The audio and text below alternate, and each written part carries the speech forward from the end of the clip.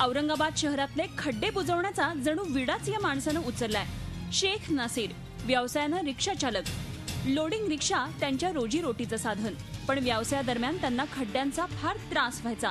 खड्ड्यांमुळे पाठीचं दुखणंही त्यांच्या मागे लागलं। त्यातच एके दिवशी खड्ड्यामुळे 2 तरुणी रस्त्यावर पडलेल्या त्यांना दिसल्या। तेव्हा शहरातले शक्य तेवढे खड्डे स्वतः बुजवण्याचा संकल्प नसीर यांनी केला। महानगरपालिका काही हाती घेत नाही, त्या आधारे मी 2 महिन्यापासून मोहीम राबवली। मी एक सकाळी मी भाडं मारायला गेलो असताना इथं माता मंदिर पाशी 2 मुली मोटरसायकलवरून पडल्यात। गड्डा वाचवण्यासाठी एकामध्ये ते लागलेत, त्यांना टक्कर झाली, त्यांचा हात तुटला एका मुलीचा। हे पाहिलं त्यापासून मी मोहीम राबवली।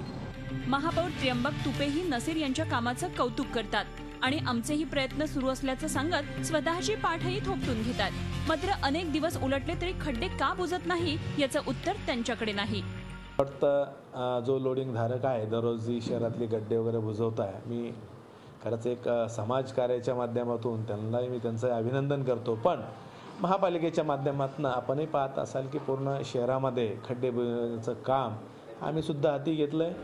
महानगरपालिका दरवर्षी रस्ते दुरुस्तीसाठी लाखो रुपये खर्च करते, पण कामाच्या निकृष्ट दर्जामुळे रस्त्यातले खड्डे औरंगाबादकरांची डोकेदुखी ठरतीये।